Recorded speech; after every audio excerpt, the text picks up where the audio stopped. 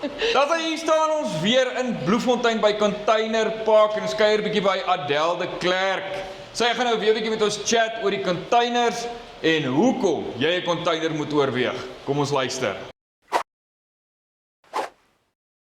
Môre Adèle, hoe gaan dit? Goed, dankie en jy, Anne. Baie lekker, dankie.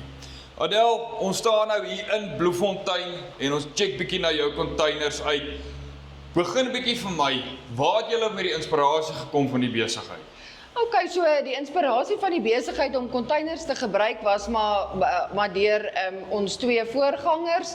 Hulle was deel van Transnet gewees en hulle het hierdie houers gesien, heen en weer beweeg op die treine en 'n mark gaan soek vir dit. So dis waar dit begin het. Wow, okay, 'n slim man het 'n gap gesien en hom Daar's gevat. hy, daar's Daar's hy.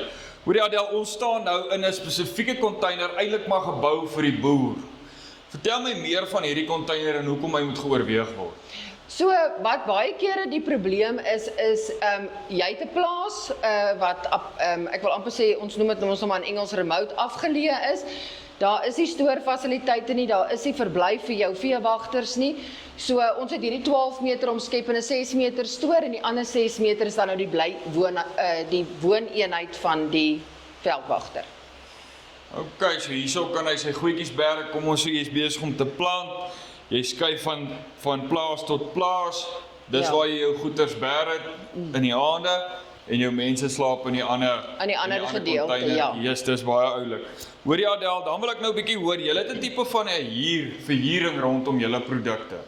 'n Ou wat net 'n tydelike mynbesigheid het of enige iets gaan opsit iewers 'n gebouery, vertel my 'n bietjie van dit. Ok, so ons hoofprodukte daar is ons store en ons kantore, wat ons dan nou uitverhuur op 'n maand tot maand basis.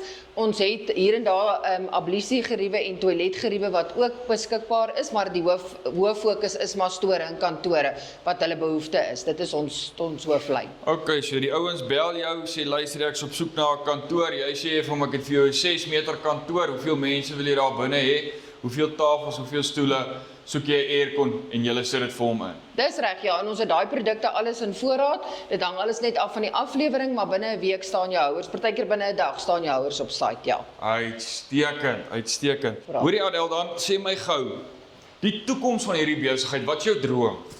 Okay, so die droom is om 'n tak te hê in elke klein dorpie, want dis waar ons baie goed en ons beweeg bietjie uit die metropole uit, omdat vervoer so verskriklik duur is. So vir 'n ou om 'n houer in Posmasburg te kry uit Johannesburg uit kos ver te veel geld. So ons maak